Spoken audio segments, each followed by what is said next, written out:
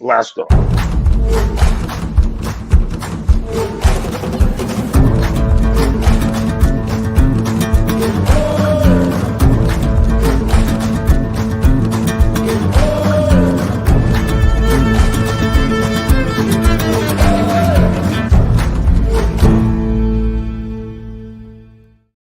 What is up? We are back, sports fans, for another episode of the JNS Philly Sports Stops. I'm your host, as always, Stephen Rychel. The man to the right of me, Mr. Justin Fiorillio. And becoming a regular here on the Sports Stop is the one and only the Moose. Hey, Hey, my what's friend. happening? Let's go. What's up, St. Moose? Patty's Eve, man. You know, that's a big deal for me anyway. Well, for most people, it is. I mean, for especially some, you, the day though. before the big day. Yeah. Yeah. Definitely going to get to bed early tonight because we'll be rising and shining I tomorrow. mean, well, we got a lot to talk about, a lot to digest, but I think first and foremost, let's get right into today's big news. Is reports leading up into this week that Darius Slay would only answer phone calls from that 215 area code. Anyone wanting to bring him back? Well, all that's been put to bed today as he's officially announced his retirement.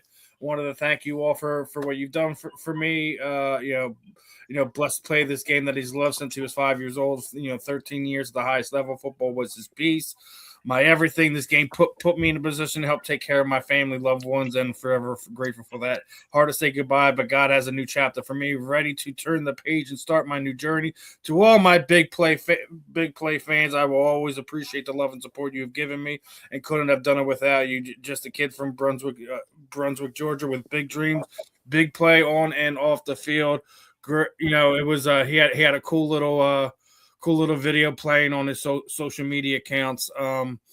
I guess first way I'll do this. What are your thoughts on Darius Slay's career overall? Do you think he has a possibility for a golden jacket? And Justin had kind of formulated a question here. We all can agree that Eric Allen is the best Eagles cornerback in Eagles history to this point in time.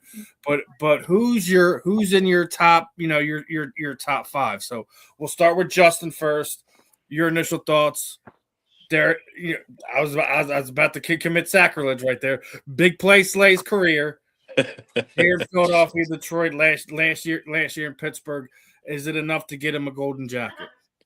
Well, look, folks, if you know or don't know, Big Play Slay is the only player that maybe I'll ever have this opportunity to do. I got to drive him to a signing once, guys. I drove him. He was in the backseat of my car, and I spent the day with him. And it was one of the most surreal, coolest experiences of my life, and I don't think anything might ever top it.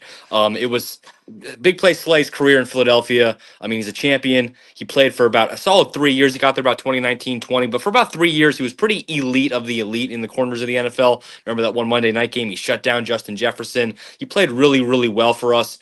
But I'll tell you what, though, who he was as a person, and his personality, his humor, getting to see it up close firsthand, he is he's the man. He really is. He was a class act. All the fans he met, very infectious personality. But on the field, he was a great player, and he helped mentor Coop and Quignon that one year, and he played. He came back when there was rumor he might retire before their recent Super Bowl championship run, but came back and played pretty decent for us, pretty solid. So, like I said, he had a few elite years here for us. Was very elite in Detroit when he played with the Lions, and I think Slay is, forever personally, just because of my experience with him, he'll always be one of my favorite Eagles of all time. Now, top 5 cornerbacks in Eagles history. Great discussion, great thoughts about that. Obviously, Steve, we were talking about this pre-show, and you brought up some good names like Asante Samuel. And I would have to agree. He's in my top 5. Slay's in the top 5. Allen's obviously in the top 5. Probably too soon to put Quignon in the top 5. But he's heading there, obviously, if he's not already. And you said Troy Vincent. Yeah, so he might be a good one too. There's a lot, but I'll let you guys throw in some names if you have any others, but those are my thoughts. All right, Moose. First and foremost, obviously, your thought on Big Play Slay's career possibility is he a Hall of Famer? Does he get a golden jacket? And your top 5 Eagles cornerbacks. Oh, he played very well for us. I mean, towards the end, as you get older, you decline. But overall, he played well for us. He was a big factor. He was a great corner to have on the team. So the fact he's retiring, I'm not surprised. I mean, like I said, father time catches up to you. But he should he get a golden jacket? Sure, why not? I mean, he was. Now it'll probably take a couple years, but he won a Super Bowl with us, and he did a nice job. He did a real nice job. He was above average, if not one of the best corners certain years in the league. You know, Yeah. so and we did miss him when he left. Now, like I said, we had guys. Howie once again projected and looked at the future and got guys in there to work under a guy like Slay, so they didn't miss a beat. Which is why we're successful at constantly being contenders every year. All right, now your top 5 Eagles cornerbacks. Of course, Eric Allen's number 1. I heard Troy Vincent put him in there. Bobby Taylor always shut down Michael Irvin. He was always matched up against Michael Irvin. He would shut his ass down all the time. And he's a Notre Damer, so of course I'm going with Bobby Taylor. Who am I missing? Sheldon Brown, great hit in New Orleans in that playoff game. Who did he bust up again? Reggie Bush. Reggie Bush. Yeah. Boy, he nailed him. Famously done a podcast, and he was basically said he had a talk with Drew Brees about that. They were no longer going to do that pass ever again. That he like he tried to get up, and his body he's like my body wasn't working, man. He's like I thought I was dying on the field. Oh, well, yeah. Eagles fans hoped he really did die on that field. Not being morbid, because how he came back in that game and he tormented us all the rest of that game. Oh yeah. Oh yeah. Yeah. That hit will stand the test of time. That hit is crazy. Oh yeah. All right, and but, then your fifth one, your final pick there. Well, you got Lito Shepherd. I mean that's part of that. Lito and Sheldon. They took over for Bobby and Troy once again. Well, Howie wasn't the GM at the time, but the Eagles knew. Let's bring him. Remember when they drafted these guys? Everybody's bitching and moaning. Why are you doing that? We got Bobby Taylor and Troy Vincent, but it was a genius idea because Father Time. It was foresight. It's kind of like what Howie did here. Like, all right, we didn't have any lockdown, shutdown corners. It was piecemeal together when we won in 17, right? Yeah. So, it was great foresight for them to go and grab them, and it's kind of a similar situation what we just did here. Obviously trying to replace, two absolute studs at cornerback. It's not easy. It's not easy to do, and you can't foresee when Father Time's gonna catch up with you, or these guys are gonna walk away. So you can't predict that. The way I'll go about this is I'll see it like this. I don't think that Big Play Slay has the numbers that you typically see from Hall of Fame cornerbacks.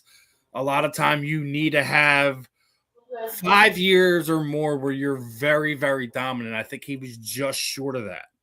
Yeah, there was a couple of slow years he had. He had a couple of years, like dude, like we talk about a lot of things. Justin just brought up, the Monday night game here when Minnesota came here, and literally that Justin Jefferson did absolutely nothing that game, and they targeted him. I think it was like almost 8 times. He had nothing to show for it. I think he had like 2 catches for 18 yards or something like that. It was a really, really good game, and Darius had a great breakup play in the end zone to prevent them from scoring a touchdown that more or less sealed that game for us. So I think there was the interception return for a touchdown where he jumps on the back barrier of the end zone and he's kicking it up with the fans. He had a lot of great memories with us, but I just think he didn't have 40 interceptions, and that's kind of where a lot of these elite cornerbacks gets them into the Hall of Fame. Mm-hmm. I do think he will be a Eagles Hall of Famer. however you want to do that. I think he will be one of them. Yeah. But I don't. It might be one of those things where he gets on the senior committee and he gets on the back end somewhere like that. I could see something like that happening. My top 5. Listen, we've had a lot of good cornerback play over the years. And obviously I think we all agree, Eric Allen's on my Mount Rushmore. Eric Allen should absolutely be there. Who played across from Eric Allen? I can't remember. Was it oh my God. God. Know who it is? This is Mighty Mouse. Mark McMillan. McMillan. Okay. All right. What about William Frizzell? He was the yeah. Who was the guy that always got burned though? God, what was his name? He played for Buddy Ryan, under Buddy Ryan. He used to get burned all the time. God darn, I can't remember his name now. No, I can't remember his name. Anyway, number 2 is Asante Samuel. He should absolutely be a Hall of Famer right now. It's absolutely ridiculous that he's not already in yet. It's a travesty. He had great years here on bad Eagles football teams. And then he really was very good. Yeah. He played elite on bad Eagles football teams. It's unfortunate his time here was absolutely wasted. Then it literally goes Bobby Taylor because as Moose mentioned, he made Michael Irvin disappear for a lot of times. A lot of times, after he was drafted, Michael Irvin did not destroy us like he used to. Yeah. Oh no. Troy Vincent is absolutely on the list as well. Now 5 is when I really get into trouble here, because I mean you could go Lido, you could go Sheldon. I'll tell you who you're not going to go. Namne Asamoah. What a joke. He was supposed to be like the second best cornerback ever. He's famous for eating lunch in a paper bag in his car out in the parking lot, all by himself. It was a bad signing because he was put into a scheme where where his skills weren't used the best. Not only was it a bad signing, but it was a bad defense to put him in. That's why that whole thing blew up the way it did. I think the dream team, yeah, really good cornerback. But when you put a press guy in a zone defense, that's what you're gonna get. Right. Yeah.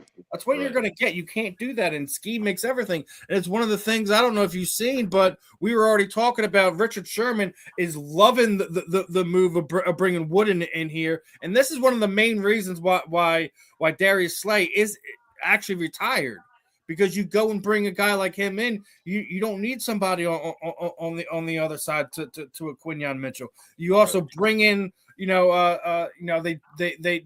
signed another free agent cornerback as well for depth, so you don't have to have an Adoree Jackson situation like we did last year. So that's one of them. I think that's what people aren't talking about is why Darius Slay retired today, is because the Eagles went in and put themselves in a position where they don't have to bring him back. Now, I guarantee you, if there's some type of injury or something like that throughout the season, don't be surprised if those are if Big Dom and Howie Roseman sit down and be like, "Hey, yo, Darius, we a little thin at cornerback, You don't got to do no OTAs or anything like that. Help us get us through the back end of the season." I wouldn't be surprised to see something like that, but. Yeah. That was just one of the reasons they did that, and I think that they're in a good position at cornerback. We're gonna miss Darius. Justin has his memories. I also remember, I was working on another network. I also did a signing with him. I got his signed rookie card up on my wall. He meant a lot to the city over the last 5 year plus. So it's going to be interesting. Another retirement that I think is very interesting is our good friend, Mr. Bryce Huff. Eagles legend. Got his back here. Oh yeah. Was a kid sucking on Sour Patch Kids after the Super Bowl. Went out there to San Francisco, did absolutely nothing for them, and is retiring now. But yeah, not only is he retiring, like he's also starting a business as well. But talked about it. Spending a year in Philadelphia wasn't the smoothest season for me personally, and I've always been honest about that early on. I let things affect how I approach my work, and by the time I got my mind right, tore ligament in my wrist. That injury forced me to step back, and the fact that one he's admitting to that, two, we're seeing him walk away now. I'm not surprised, but he's already got a business and he plans on doing some fun stuff. So I'm not gonna knock him. Yeah, It's getting out the right time. But it's one of those things that I'm not. You guys know me. I just don't go about things that way. So, missed a couple of the comments over the last few minutes. Let me get into here. Just your basic hellos. Hello, everybody. What's going on, everybody? Right. Hello. I just looked up. I was like, "There's 11 comments." Hello. Can I join? I don't know about that. We tend to test things out here, Travis. But if you a little bit more engaging in the chats and we can kind of figure out what type of person on you very well might find yourself on the JNS Philly Sports Stop. All right, Travis. Absolutely. Keep it going there. We got some emojis jumping around. Yeah. What is up, my friends? Let's see what else we got in there. Don't be testing Justin there. Don't be testing Justin with the push-ups because he yeah. Do you know who I've taken down, sir? Yeah, Tony Gonzalez. I was going to say Rodriguez, but same thing. Hernandez, Tony Hernandez. Yeah, same thing. There we go. Yeah. I'm not doing push-ups. Nationally and proud. I hope you all achieve every single aspiration you have in life and are powerful and don't forget it. Well, that doesn't seem like toxic masculinity at all, my friend. Your username is not what you're putting out there. But listen, I always appreciate everyone's positive message in the chats and the comments. We always get our trolls and stuff like that. So we always have fun. A little bit of everything. Make sure anyone who's tuning in and dropping comments, I always try to make sure we get to them. I honestly didn't see when it first popped up there, so I wanted to make sure that we threw that out there. Now, some more Eagles off-season stuff. I know over the last 2 days, Justin might have been pounding a beer, pounding some shots. As we were approaching last weekend, we found out that the cutoff date for that $20 million cap hit we were going to occur by not having Dallas Goedert on the field got pushed back. Then it got pushed back to Monday. Then by the time it got pushed back to Monday, we get him under contract, 7 years with incentives. That $20 million cap hit is still looming. It got pushed back to next season. So unless we don't find something long term, you're going to accrue a cap hit on that, which goes to my next thing. And I think this immediately aligns with everyone's still sitting there saying that we're going to be trading A.J. Brown. I don't care what the Rams are doing, what the Chargers are doing. They're not offering stuff that is going to make us want to get rid of him. It's going to make Howie Roseman want to get rid of him. Everyone thinks they're going to offer under what we're going to do when we're just going to push him out of here. How many times has he have to say the same thing, that he's not in line on getting rid of elite top talent? If you're going to get elite top talent, he's already said it. You're going to have to blow me away. No one has. Is this really still a conversation? I mean, really? And not just that. Like, listen, we have to deal with this freaking winch of a woman again because she was all front and center again. Diana Rossini, right? I seen this comment and it was absolutely great. Now she made the thing. The AJ Brown discussions are not dead. Last week was told the Rams were discussing AJ Brown, before they made the trade for Trent McDuffie, because they made the trade for Trent McDuffie. It takes them out of the asset column to be able to acquire him. But I digress. Dialogue is slowed, but they're going to continue to monitor the situation and where the parties go from here. This comment from this Twitter user is absolutely brilliant. is AJ Brown must have dead ass like stood up Diana Taurasi on some date or something, because it is like a slow mission to get him out of the Philly, and I felt that in my soul, because anytime this trade between AJ Brown is getting mentioned, who's the one reporter that is dead square in the middle of it? It's her. That's fine, young when there's lady. smoke, there's fire. In Hey, my opinion, The Athletic is a New York-based media outlet. You can sit there and tell me I'm wrong all you want all day long. That's where they're based at. That's what the majority of what they cover. Why would you not want to have somebody like that stirring the pot? Hell, I even heard some nonsense that the New York Giants were involved in this mix. They're not trading him in division. Yeah. No, but I think Diana Rossini is a Giants fan. I bet you she's a Yeah, Giants well, fan. maybe she is in love with AJ and got stood up real bad or something. Yeah. We were all just talking. I was saying, Moose, get your point out there, because we were all. Oh yeah, maybe she don't know she don't know what she's talking about. I mean, you she know what I mean? Know what she's talking about. In some cases, when you can't name your sources, there are no sources. Yeah, she's a dope. She's a dope. She's a dope. She's one of these dopes that wants clickbaits, wants ratings, wants views. Okay, she might be. I'm not saying she's not legit reporter, but keep bringing this crap up. It's not happening, lady. It's not happening. So get your shit straight. Okay. Yeah, I'm pretty sure all the reading between the tea leaves, like Coach Sirianni, Howie Roseman, all the players, like it's pretty much well known he's going to be on the team next year, except these damn reports from like Diana Rossini that could just come out and just start shit. So Diane Dopesini, how's that? Because that's dopey reporting, dude. Report and have sources. Tell us your sources. Be informative. I mean, dude, don't just make shit up for views. That's what a lot of these reporters do. In some instances, I get why you protect your sources, but this entire time she's always sitting there saying she has somebody inside the Eagles front office or whatever, that this is what's going on, and then you see the completely opposite thing going on. So it's like at some point in time, you have to hold her accountable for this stuff. You really do. Oh yeah, you really do.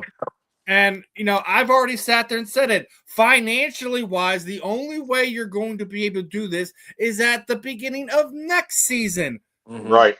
It's not going to be this. They're not going to take that cap hit, especially if you're going to have to accrue another cap hit if you don't bring in, you don't bring Dallas Goedert back. You already know that the Jalen Carter contract is coming. He's going to get $30 million a year, right? Right. So it's like you have to start thinking this thing numbers wise. It's not financially feasible, and nobody's going to eat the contract and then have to give AJ Brown a contract to get him there. So it's like this thing has been going in circles for almost a year now. Yeah, and it's just like probably going to just keep going. I'm beyond done with it. I said I don't pay attention. When we were doing a podcast, I'm like, the next person, I'm taking bats to knees because it's getting ridiculous. And I'm almost at the point now. We need Tanya Hardin to take care of Diana Dumpsini out. Dopesini. Listen to her talk. Listen to this whole AJ crap. It's like watching wet paint dry. You know what I mean? I mean, really. It's like, really, dude? I mean, come on. No, on a lighter note, on the AJ side of things, I think Big Dom needs to make a few calls about this. He's added more to his mannequin or cave. So obviously he's got his Super Bowl outfit. He's got some Eagles outfit. He's got some of the stuff when he was down with the Titans when they did the Oilers throwback. He's even got his college days. Well, he's added baseball, when he was playing baseball, and then he also added one of his ones from Little League. Listen, I think that is one of the coolest trends to see an athlete do, right? Like we see all of them that they do their jersey swaps and they do stuff like that. How many of them has like mannequins of themselves in their man cave area like that? I think that like a unique type of person in that way to see him. I guess pay tribute to his own past in that way. Hey, you just go put a signature on any one of those jerseys. Each one of those mannequins worth like thousands of dollars all of a sudden. So there you go.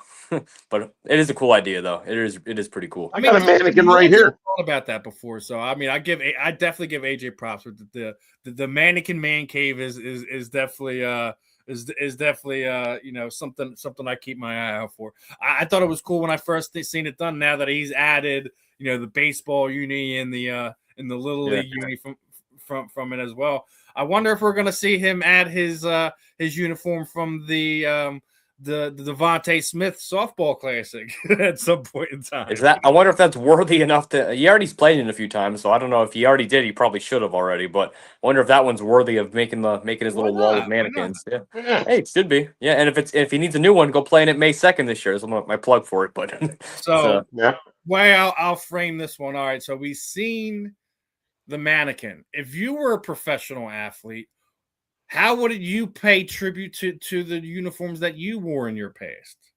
Pulling on my Moose mannequin. Yeah, you actually have this going on already, Moose. So yeah, he's right here next to me. Can't see him. That's a great question, Steve. I would say, well, I mean, look, just going old school, and you just framing it, put it up on the wall, and that'll be that. I mean, that's what I would do. I mean, dead honest, that's where I would go with it. Yeah, probably, but I'm gonna have some type of really cool painting or design around it or something where it's like it's encased in like the wall or like something is like or it's in order of like it's not just gonna be just on the blank wall. We had a comment on TikTok. He's like Batman hitting displayed in the suit in the Batcave lit up. Yeah, pretty much. Yeah. That's a good one. That's a good one. Put lights around the frame, maybe strobe lights hitting it, disco lights. Have some music playing around it, Yeah. But I mean, I definitely had to bring that up. I wanted to bring some lightheartedness to this because everyone's got something to say about AJ. AJ even reshared one of I think the Eagles that kind of reposted Jalen's book tour. Do you see he's giving out books to all these kids? He's going to a couple New Jersey elementary schools to kind of give out the book. Me and you loosely touched this on this one last week, Justin. So I'm gonna let Moose kick off on this one. What are your thoughts on the Jalen Hurts book, and do you feel that the general media is giving him enough attention for it? Well, okay, I haven't read the book yet. Obviously, yeah. Maybe I'll get what's the age group on? I can get my grandson one for his 3rd birthday. Yeah, I mean, I don't think we can see what the age group is, but it's definitely a children's book, so definitely. They look a few years younger than you, grandkids. Yeah, I think it's great what he's doing, and I don't think. Yeah, you're right. I don't think he's getting enough publicity for it. Yeah. I don't think he gets enough publicity and credit for anything he does. No, I mean, listen, he's in the most thankless position in one of the roughest pro sports market in the world. And we've already talked about like just some of the general disdain that we hear coming out of people's mouth about Jalen's not this, he doesn't do that, he does like it's horrible. It's everything what he doesn't do, but it's like almost we have to ignore what he's already done. What he's already you can't do that because he's only 6 years in the league. He's been to 2 Super Bowls, almost won 1, almost won 2. He's beaten what we consider the best quarterback in the league right now 3 times. Basically. Yeah, played him in the first Super Bowl. Yes, and he's beaten him on his home field and in the Super Bowl. Yes, so he beat him on his home field multiple times. He's outplayed the current de facto, GOAT of the league at this point in time. So yeah, and he beats everybody else. We talked about this numerous times. He beats everybody else. Everyone and Justin was just about to mention, everyone they say is better than him, he's beating them all. No one's beating him. All the ones they put in front of him, no one's beating them. Yeah, he's Lamar Jackson, he's beating him. Josh Allen's beating him twice. And beat Lamar in Baltimore. He beat Burrow, right? They played. He beat him, right? Burrow too. They had that was a good game. That was when that was a big Devontae Smith catch game. Devontae Smith had a couple big catches in that game, and he threaded a needle in the back of the end zone to put it away on a game where it was back and forth between the offense. So in a shootout game against Joe Burrow, he outduels him in Joe Burrow's house, in his house. Right? It's one of these things, man. It's just like he's damned if he's doing, he's damned if he don't. No. Another one where I'm just sick of beating this horse down because it's Yeah. something we've already addressed multiple different times, different ways. So Yep, you're right. Well, and then you get the Cowboys people in there with Prescott. Dick Prescott. That's his name, right? I don't. I think Dak, if he was on another team, he'd have a Super Bowl and an MVP. Yeah. It's that curse of the Cowboys, man. Listen, Moose, take the Cowboy jersey off of him. Take him out of Dallas. Tell me he wouldn't be in your top 10. Stats wise alone. Tell me he would not be in your top 10. We'll talk later about that. I mean, Moose can't do it. He can't do it. I just can't do it. I just want listen. He's 10 times the guy that Tony Romo is, with half the respect. Oh well, yeah. Tony Romo stunk. I mean, we can say he's a bad announcer. He couldn't catch that extra point. Yeah, but look, Dak Prescott. He is what he is. He's great during the regular season. He comes up short in the playoffs. I got to get Dak props for ending that engagement because his significant other wouldn't sign a prenup. So he's a smart man. Yeah. The only dumb moves he makes is keeping signing contracts for the Dallas Cowboys. Yeah. Well, I'm sure as quarterback of the Dallas Cowboys, he'll have a really hard time finding another girlfriend. Let him go to the Jets. I think that he would be great on the Jets. Build a team around him with the Jets. There we go. Keep him up there in New Jersey. The Jets have been they've been trying to get one of the elite quarterbacks, and they've been trying to give multiple first-round picks. From what I heard, they offered one of their own pick from this year, one of the picks that was traded to them from this year, and a following year's first round, and nobody's budged. Wow. Well, what are they going to do with a good quarterback when they don't got nothing else happening? You need to build. Their offseason, they just revamped their whole defense. They literally, you go and look at their signings, and they also traded for Minka Fitzpatrick, right? Yeah. They revamped their whole defense. Yeah. Right? We already admit they do have a very good wide receiver. They do have a very good running back, right? Yeah. I'm surprised that somebody like Cincinnati balked on that because I know that was one of the offers that had been set. Yeah, they made an offer for Burrow. Yeah, but I feel like Burrow's going to be out of there in a few years, man. They're not building. That's what I'm saying. If you have somebody who's stupid like the Jets to offer you 3 first-round draft picks for your future quarterback, why would you not pull the trigger on that? You were going to get two this season on top of your own. That means you would have 3 first-round draft picks this season. You could have gotten yourself a quarterback. All these money problems that you're having down there, you could have rebuilt your whole team if you were the Cincinnati Bengals. I think that was a stupid move.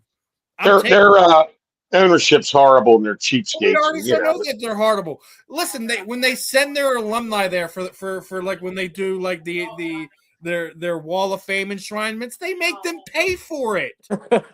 They make them pay for tickets. They make it pay for travel and airfare. They don't take care of anything. Yeah. Not only that, I don't know if you heard with that when it snowed last year, they made the fans shovel the freaking stadium in. Oh, no. I would have said, you know what?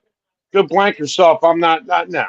Yeah. No. Screw that. Or you're taking 50. They are top tier elite bad front offices. Bad. Yeah, I don't know how they made that Super Bowl that year a few years ago, but they did. They did it off of the back of Joe Burrow and Jamar Chase. We already know what it was. Yeah, come on. Their defense had Eli Apple as their shutdown cornerback. Oh, God. Eli Apple. Eli Rotten Apple. Stop. Right, and since we're on that list, I seen this ridiculous list. I gotta get your guys' thoughts on this one, right? So this ridiculous comment from one of these fantasy guys, right? We're talking about one of the potential draftees. Right?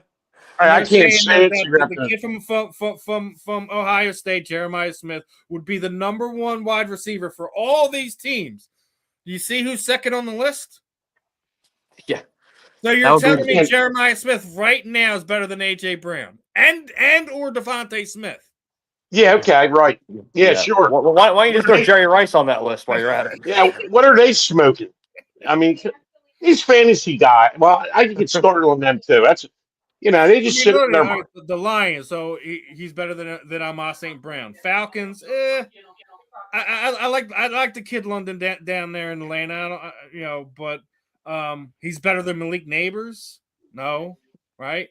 No. Texans, maybe. I mean, you can make an argument. Saints, no. You still got what the other kid from Ohio State there, Olave, right? Chris Olave. Yeah. Panthers, possibly. Dolphins, he's better than Jalen Waddle already? I don't know. Yeah, the Chiefs, I'll give you the Chiefs. I'll give you the Chiefs, right? Chiefs don't really have a... Meanwhile, this idiot has the Dolphins on here twice. No. Well, how about that? Well, he must like the Dolphins. On here twice. He's got the Chiefs on here twice. Well, this guy doesn't even know what he's doing on his list. No, he doesn't. So, Mr. PP or Fantasy Tips needs to check his tweets. Here's a tip for this cat. Go to school, get some education, and anybody after that listens to this dude, you got problems, man. Yeah, pretty much. One, because I thought it was ridiculous, but when I seen how many times he had the same team on that list multiple times, I just started pissing myself. Yeah. They give anyone a blue check mark on social media. Like I've been saying, there's so many. Everybody on social media is an expert. You see these panels, they all know it all. Yeah. And I'm just like listening and looking and going, I gotta get off of this shit. You guys are a bunch of morons and dopes, man. You don't know shit. Hey, there's someone right now watching this thinking the same thing about us. But listen, we're not acting like we're the professionals, we're the experts and stuff like that. Listen, that's like, even if you go and look at my show that I do with Ben and Marvin, the fan in the end. I know I'm a fan. I'm not a credentialed media member yet. The day that I become one for the Phillies, the Eagles, I'll stop calling myself a fan, because I will no longer be a fan at that. I will be a credentialed member of media. Right? So I'm a fan until then. Do I know how to put my personal biases aside? Absolutely. And that's how every media member, people voting for Hall of Fame, you should be able to do that. And if you shouldn't be able to do that, you should lose your right to write and or vote if you're having bias goes into your writing, into how you break things down. You have to separate yourself, and that's why I asked those questions like I just asked you, Moose. If you can't take the jersey of the Dallas Cowboys jersey off of Dak Prescott and put him in the top 10, you shouldn't be talking about him. Exactly. So, but I'll be honest with you. For kicks and giggles, I think if he's on a different team with a different put him on the Jets right now. Tell me he doesn't take them to the playoffs and win more than one playoff game. Yeah, I mean he'll do better with anybody but the Cowboys. The Cowboys, here's the bottom of the Cowboys. That's if you want your football career to end, go sign with Jerry Jones. Okay, that's like hell of football. That is hell. Okay, Jerry Jones. We all know he's all about. Look, I think he's lost it anyway in his brain.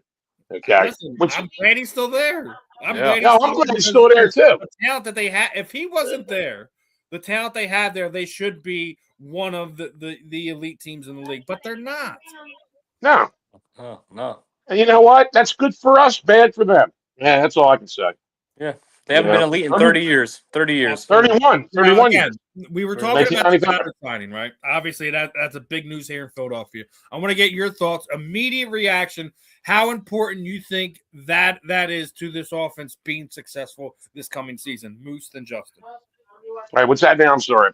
How important is the re-signing of Dallas Goedert important to the successfulness of this offense in this upcoming season? Well, it's a big plus because you don't want to lose. He is a talent on that football team. He's a safety valve for Jalen, and he's an important piece of the machine over there. Yep. So it's a big deal that he's back, and then you don't have to worry about who's going to be the tight end, trying to find another tight end. I think they'll end up working something out and keep him a little bit longer. because he's still I got hope it. they do. I hope that both Jalen Carter and Dallas Goddard is giving multiple year contracts, at least through 2029, 2030, somewhere along the lines. I think Dallas deserves the opportunity to retire as an Eagle. Oh yeah, Justin, but that's a safety valve. how important is he? How important is DG to this offense this upcoming season? I like he called him DG. We've always called him BG, Brandon Graham BG, but I like DG for Dallas Goddard. But listen, there was of all the pieces or piece that was wrong with this offense last year. Let me tell you guys something, fellas. It wasn't Dallas Goddard. Okay, Dallas Goddard performed last year. He had a career record last year. So if we're going to try to revamp the offense and you want some familiarity with Jalen, like you guys have mentioned, someone like Wentz went to Hurts all the time. Not saying it's like that, but Hurts needs that target that he can be comfortable with, and I think it's great. Obviously, I'm a little biased. I've met Dallas a few times. I love Dallas. I think he's a phenomenal player. I love his personality too, off the field. But I think he's underrated. He doesn't get as much love as he should here in Philadelphia and in the league as well as a whole. I think this signing is. I know we were kind of stuck in a pickle and whatnot, but if he's worth the money, I think he's earned the money. He's been loyal to us. He's a good guy on and off the field, and hey, I'm ready to rock and roll and run it back with Dallas next year. He's the only Dallas I like. Listen, I think he is vital for a lot of the things, and I think a lot of times he was forgotten in the years prior. But I also think it was due to the fact that his availability was hit or miss. He was available for 99.9% of the season last year. Yeah. So it's one of those things where you have to give him the respect for that. So yes, I think he was important. Yes, I think he's vital to the team's success moving into this 2026 season. I thought the other interesting signing that no one is talking about right now that we made is the fact that we brought in former Saints quarterback Taysom Hill. How about that? That also gives you flexibility on draft day to potentially trade Tanner McKee as well, right? Yeah, I saw that. Yeah. Yeah, because but listen, I think Taysom also gives you the opportunity to have fun in this offense, to do some trick plays, some gadget plays that we haven't seen in this offense in more than a handful of years. Hell, we lost those type of plays when Doug Peterson left. We haven't seen it under the Nick Sirianni area, right? Yeah. Like even something simple as a double reverse or a flea. We haven't seen that. Yeah, I think bringing in a guy like Taysom Hill. One, he's also been playing like the tight end role and stuff like that. So you can do things with him and move him around that offense to make the defense think and set up some bad matchups. I think that is going to be a very fun option for the Eagles to have. As I don't think it's something that we should see that we're going to see a whole lot, but it gives you the option and it makes the defense think and gives you opportunity to make mismatches. What are your guys' thoughts? Start off with Justin and go to Moose. Taysom Hill, Philadelphia. Yeah, I mean, look, man, you could damn near put him anywhere except you could put him receiver, you could put him at quarterback, you could put him at running back, you put him at returner. I mean, he does literally everything to some extent. So, if anything, if he's just a threat of a decoy, right? Or like you just put him out there and just run him in motion, and then he never even has to touch the ball for a whole game. Just the threat of him out there could be enough to throw somebody off, so the other guys could get big plays from that. So, I definitely think Taysom Hill. I mean, how's it going to hurt the offense? The only way you could make an argument it would hurt the offense, right, is if we trade Tanner McKee for capital and then we think, well, just in case we need an emergency quarterback, we have Taysom Hill, and then Hurts unfortunately goes down, and then Hill comes in and he's not even as good as McKee was, and then it's like, see, that's the only really way you could think of it like that. But if you don't really think of it like that, or that doesn't happen, then there's no negative to bringing Taysom Hill into this offense or this team. So I'm on board. Let's see what they can do with him. Yeah. Oh yeah. Yeah, it's a good call, good move, because, like I said, he's not. You don't have to have him just sit there and hold the clipboard. Yeah. If you want to sneak him in to do some trickery, make the defense stink a little bit, which we have lacked for a little while now. There's been no creativity in this offense the last 5 years. Let's be honest. Let's be dead honest. Oh yeah. Especially last year. Oh yeah. Yeah, no Philly calls, nothing special. It was the tush push. Okay, I'm tired of that too.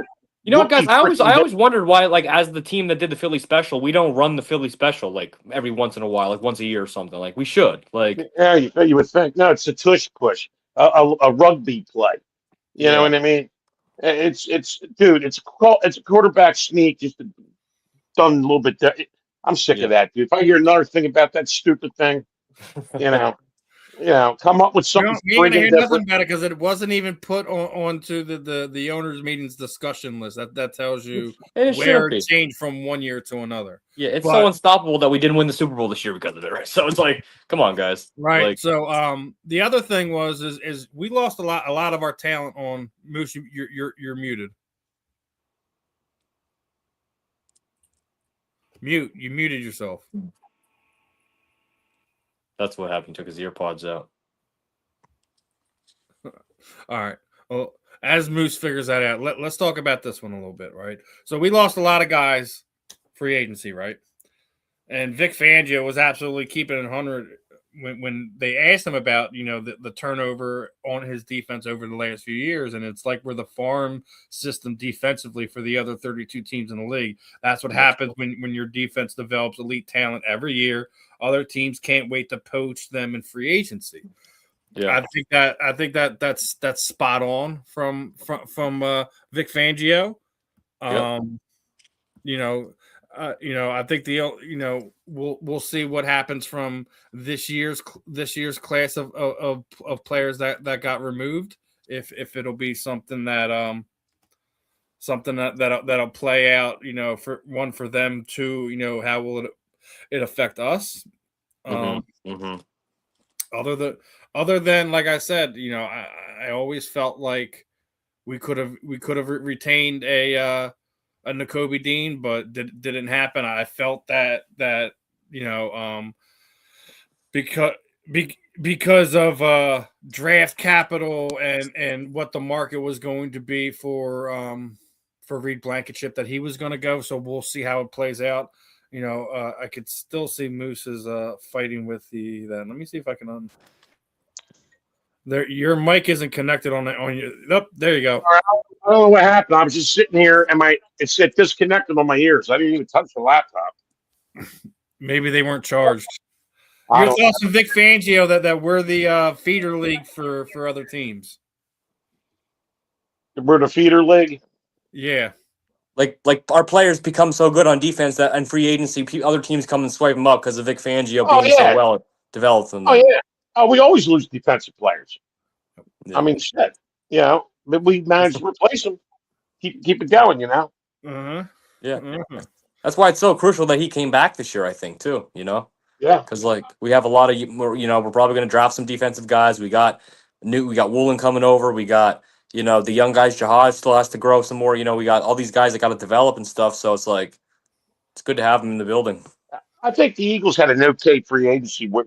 Nothing sexy, but yet I think it was important Yeah, I think positions to well, fill. you lost Olajari, you lost some of these guys, but like I already said, I thought we were all right at the linebacker position as it was anyways. Like you still have Right. Jeremiah Trotter Jr. there, and even if Campbell's not ready for the start of the season, you have Trotter there. Obviously, Yeah, he's not as dynamic as Campbell, but you're in an okay position where you didn't have to overpay to keep a guy like Nakobe Dean, and he absolutely was the captain of the defense. So we're going to have to figure out how that's going to look next season. I think that's the kind of the only thing that you really have to look in when you lose a guy like that. And Blankenship's going to hurt, but you got to remember that we built him up from an undrafted free agent to right. one of the top 10, top 15 safeties in the NFL. Correct. You have to think that Makumba's already going to be on that track, that you should be able to either find a decent veteran to plug in there or draft his replacement this year in somewhere in the first 3 rounds. So Yeah, I agree. I agree. I have nothing to complain about. You know, I think it's No, smart. It's I'm very not smart. complaining about it at all. Yeah. I already said it this way. We even if it did hurt, it does hurt us the upcoming season. We're going to be able to recoup that in comp picks the following season, Right. or use those comp picks to trade to go get another replacement that way. So I think we'll be all right. Does it hurt? Does it look like that? You know, we're being coached. It does look like that, but I think it's all part of the master plan. You got to remember, we were one of the top 2 lowest dollar amount defenses in the NFL the last few seasons, and you were one of the top 10 defenses of each of the last 2 years. Take some solace into that. But we've been blessed with amazing announcers in the NFL. In Philadelphia, and Oh yeah. with Harry Callis and stuff like that. And there was rumors that Merrill Reese was going to retire. Well, he Oh boy. real early that he will be coming back. I think this is his 50th season. He's 80-something years old. But the fact that he's going to be coming back, and again, his 50th season. Let me ask you this one. All right, we know Quick has been up in the booth with him for a while. What's it going to be like when the fact that he does step away? How hard is it going to be for you to listen to games and you don't hear those Merrill Reese tones? Let's start. It's going to be weird. He's somebody we've all grown up with. They start out with Moose or me? I didn't hear you. Yeah, I said Moose. Oh, Moose. Okay.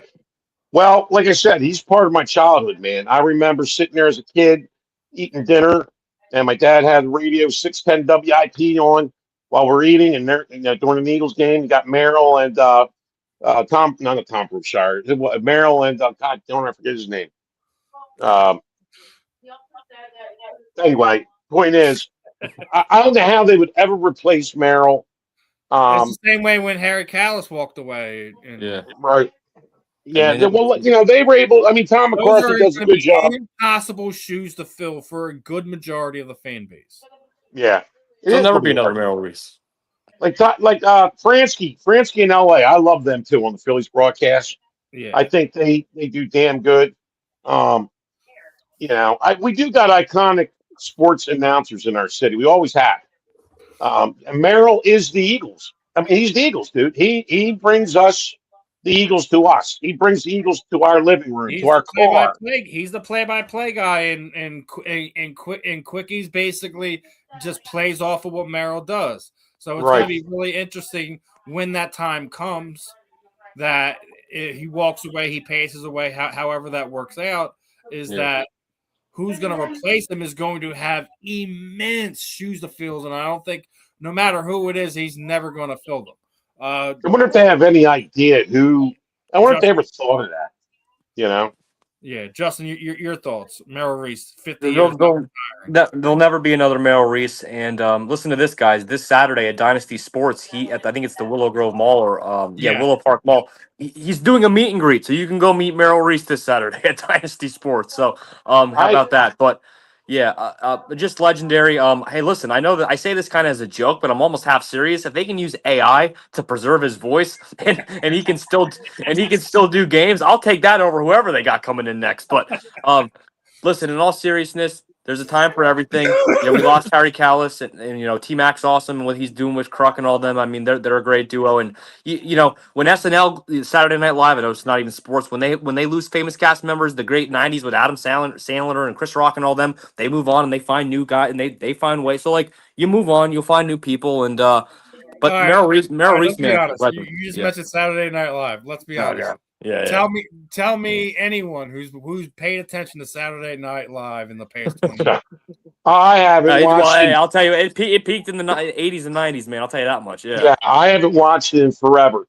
But there's no good talent there because it's going to other ways. They don't make it fun for those guys. Yeah. I mean, I think they destroyed it when like the Wayans brothers when they used to do their things on network television before they really started diving deep into movies. Living Color, yeah. Destroyed the way a lot of these comedians, actors go about growing their brand that way. It was a way for them to kind of grow and put their stuff out there, and they were able to kind of take advantage of that. And you can't do that not the way that it's made. Could you imagine if Kevin Hart had to go through Saturday Night Live, but he didn't, right? Yeah. No. Yeah. So I'll tell you what. just think it's done differently, and I don't think you'll ever see that replicated again. And it's kind of the same. It's the same way with Merrill. There's AI, nothing. There's nothing that's going to be able to replicate the energy that he brings in some of these calls. It's different. Yeah, I agree. Yep. I agree. And it's the And same let's thing enjoy we him. had, Richie Ashburn and Harry Callis. It was never the same. Yes, I remember Andy and guys Gene like- Hart with the Flyers. Gene Ashburn Hart with the died. It Flyers. was almost like a whole nother thing to me, and I just did. I refused to accept it for the longest time. That I just like, it's not gonna be Whitey and Harry, dude. I have a problem with that. Yeah, Chris Wheeler. Nothing against, and it's nothing against Wheeler, but those again, it goes back to what I was just saying. Those are going to be impossible shoes to fill, and I don't think anyone will ever be able to fill them. The big thing that's going on this week, obviously, the botched trade with Max Crosby, and a lot of people have different views on this one, right? Now, obviously, the Eagles, because of what happened to us last year, we got recouped back what happened to the Jair Alexander situation, right?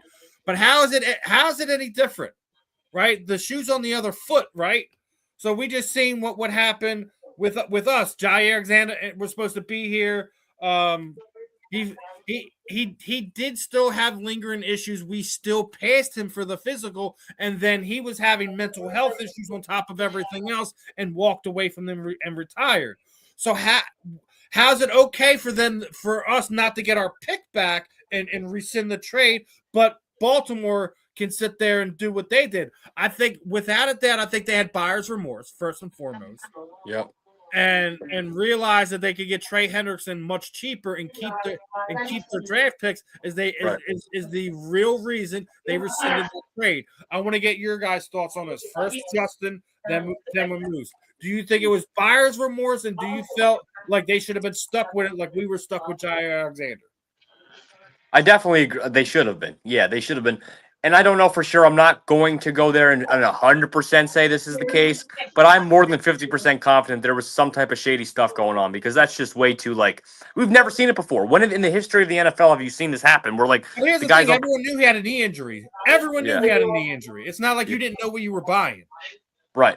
And then they just happen to get Trey Hendrickson like 2 days late. I mean, it's just really shady, man. It's just too many coincidences. Where there's smoke, there's fire, man. And I don't know, man. It's just, I think Max Crosby posted on his story, the M&T Bank Stadium. What's up, Baltimore? Blah blah blah. He's literally, we're all posting and sharing. Max Crosby's a Raven. We're posting, photoshopped him in the jersey and all that. And then he's posting on his podcast. He's saying Ravens Nation, let's flock and all this stuff. And it's like. Mm-hmm.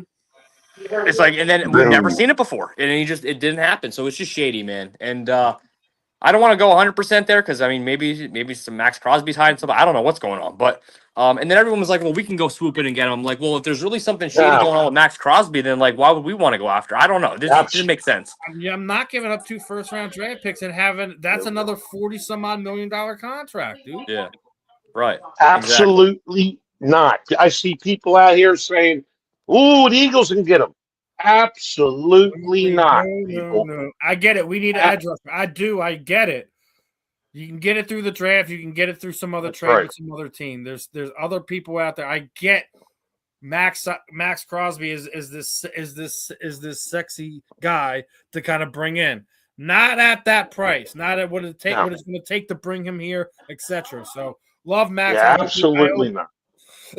I hope he still has a great career. It's just I'm not paying that one, right? Right. Yeah. Real quick before we end this one, 3 more things I kind of want to get to, right? They did this thing about the popularity of teams through state by state, right? You notice in this trend what's going on this graphic? I see a whole lot of Eagles green, a whole lot of it. Well, of course, all Texas, it's Cowboys, but Yeah, Texas and New Mexico, right? Yeah.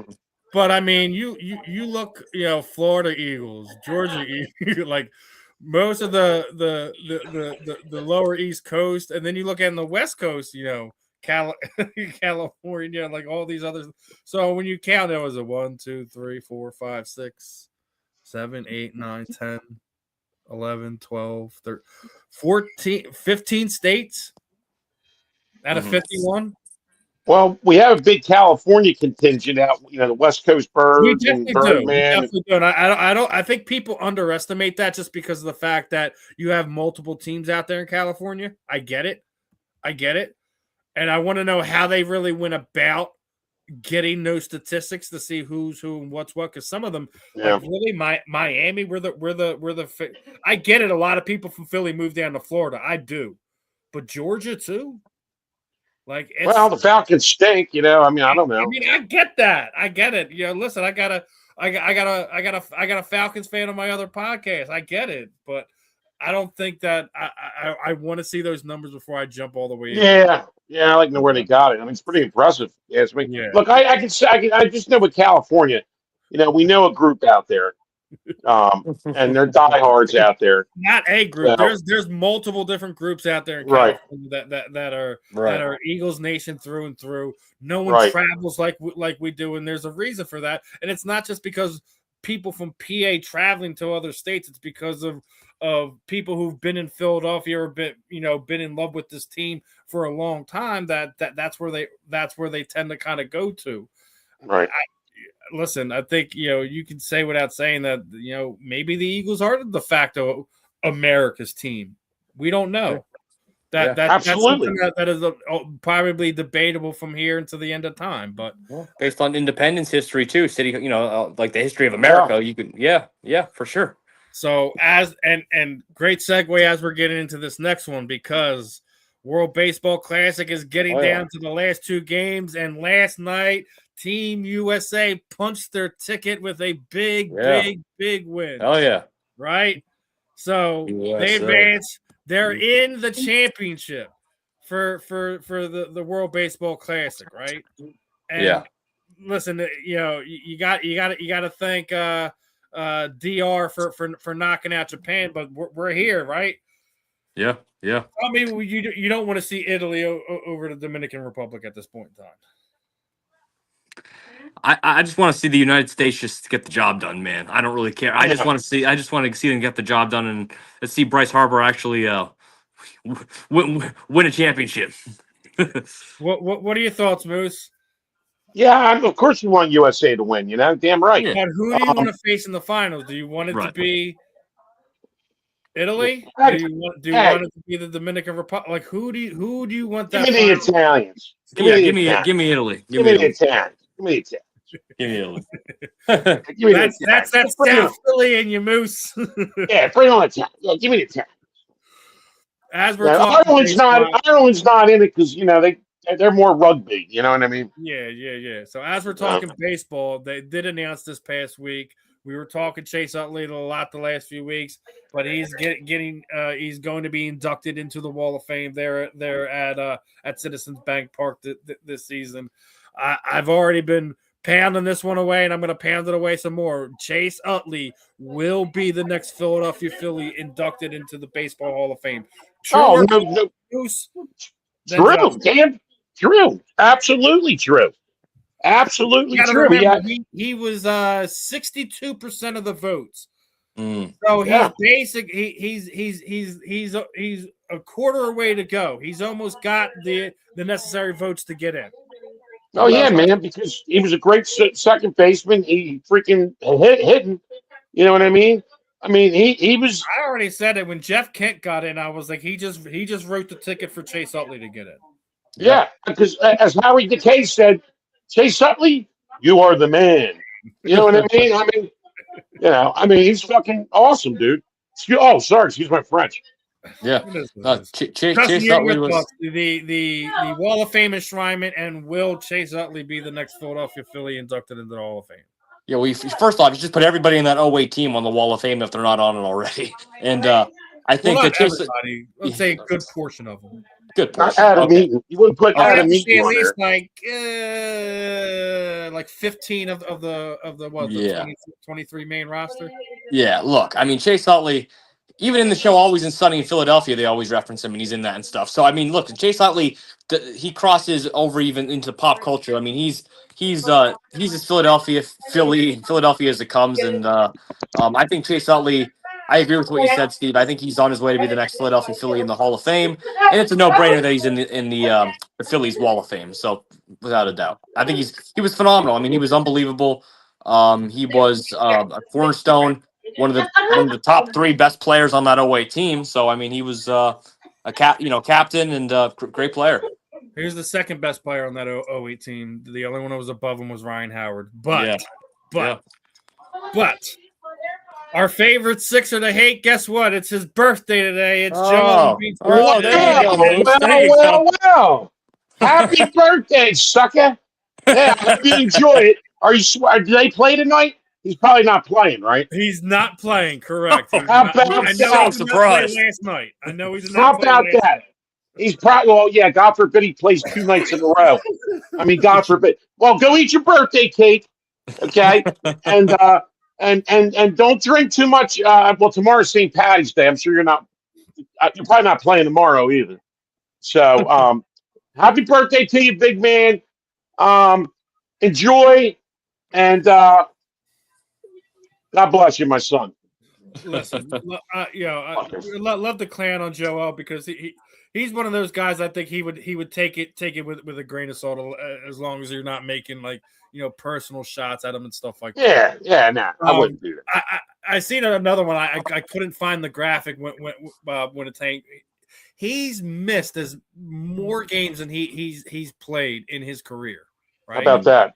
He's still getting paid a lot of money. Here's the thing to think about it. Can you imagine what his numbers would be? How he would be looked at if he was healthy enough to play all those games? He would have First off, he'd be playing over 1,000 games at this point in time. Right. Oh, he'd probably be Hall of Fame material. Like we do this like whole Marvel thing. Like what if Joel Embiid was a completely healthy athlete and was never injured? He'd probably be regarded as the greatest Sixer of all time at this point in time because you'd have to think he'd at least won one, if not multiple championships during that run. Yeah, tell me about it. Exactly. Absolutely.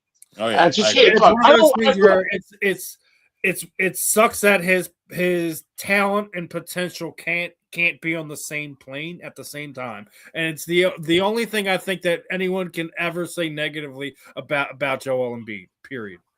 Yeah, I mean, look, I want him to do well. I want the Sixers to do well, but it's just these years of BS and seeing the same thing, Groundhog Day, waking up every day at 6 a.m. in Puxatawny, PA, seeing the same thing. Second round exit, Joel Embiid hurt. Second round exit, Joel Embiid hurt. Second round exit, Joel Embiid hurt. So, I'm gonna make that into a song. and really, I can't stand, and we know I can't stand Harris and Morey. I think Morey's a dope. And they're wasting Maxey. And I'm saying the same stuff. Our boy Tyrese, because that is the last topic of today, right?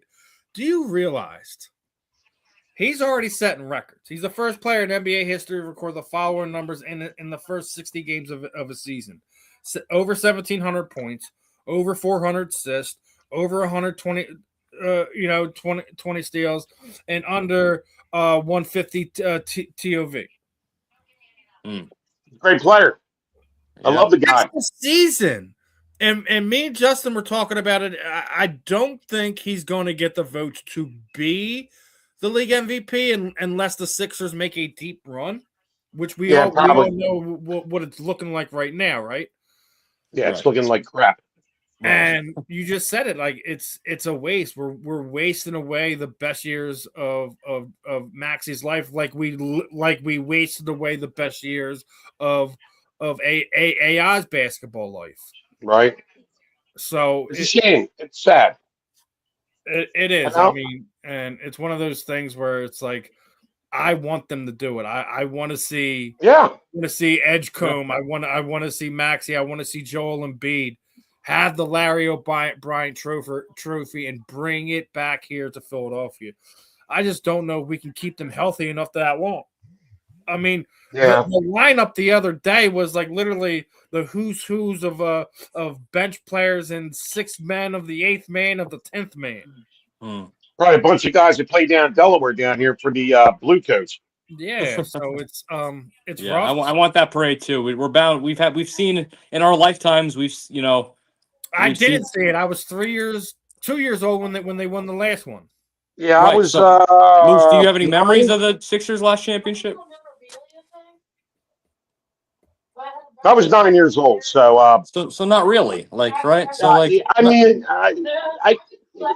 yeah, no, not really. I mean, it's not like I was out none partying of us have at adult 9. conscious memories of the Sixers parade down Broad Street. So Yeah, yeah, ain't like I was out, hooping and hollering and running around Broad Street at yeah, 9 years old. I yeah, don't even think I went to the parade because, I was 9. You yeah. know, All right. I. So as we put a bow on this one, a little bit over the hour mark here. You know how I typically end this one. Throw it over to you guys. Anyone you want to thank. Shoot out social sites. Anything that you guys got going in the works. Start off with Justin, then go to Moose. Yeah, we appreciate what you guys are always doing. Everyone follow Steve and follow the Moose and check out their content. It's awesome stuff. For me, I'm going to the meet and greet this Saturday. Merrill Reese Dynasty Sports. I believe it's the Willow Grove Mall, down in the suburbs of Philly. April 10th. April 10th, folks. I will be, thanks to Justin Brown of JB Sports Ventures, with Andrew Makuba at the Point, the Parksburg Point. So I'll get you guys some content from that event. And then I think, the Philly show was an awesome time. I think we talked about that last show, but just April 19th, Monty G's birthday bash, and we got Phillies baseball coming up. I'm going to get down to, I went to a Sixers game and got some content. Going to go down maybe opening day, but definitely to a Phillies game soon and get some baseball content for y'all. But that's what I got going on soon. Moose. Okay, well, first of all, Steve, thank you for having me on again. Justin, always a Yep. pleasure. Give me a follow. It's real easy to find. The Moose 317, except for the one main one. It's Christopher the Moose Cunningham. That's my one Facebook. But anyway, St. Patty's Day is tomorrow. I'm pretty Irish. I'll be out and about. I'll be up at the Fainting Goat up at Delco. Bob Kelly from Fox will be up there broadcasting bits from 4 to 10 a.m. Come on out if you're around the area. They're going to have Irish music, Irish dancers, complimentary breakfast from 6 to 10. It's going to be a good time. And the Moose will be out there. Look for the guy with the Irish flag painted on his goatee. What else we got coming up? We got I got a wing eating contest sponsored by the Darren Dalton Foundation at Hunt's. That's in Delco. That's April 11th. So if you're around, come on out. It's a good cause for the Darren Dalton Foundation. I'll be eating a lot of wings and hopefully can win the contest. Speaking of wings, always pick up your El Wingador brand sauce. If you don't know who El Wingador is, look them up. It's elwingador.com for this sauce is the best. It goes on anything, and I live by it religiously. Okay, so little cheap plug there once again. We also have Monty G's B Day coming up April 19th, where I believe we'll be doing a broadcast from there. I guess we're still doing that. And then I can't think of anything else at this moment. I know I have to get to bed early because I got to wake up early because it's going to be a marathon tomorrow. Happy Yes, St. sir. Patrick's Day, everybody. Happy St. Be Patrick's safe. Day, everyone. Happy Enjoy St. the Patrick's Day. drive. This is another episode of the JNS Philly Sports Stop. I'm Steve. That's Justin. There was Moose. We will catch you guys on the rebound. Peace out, my Yeah, friends. Peace out. Peace out, guys.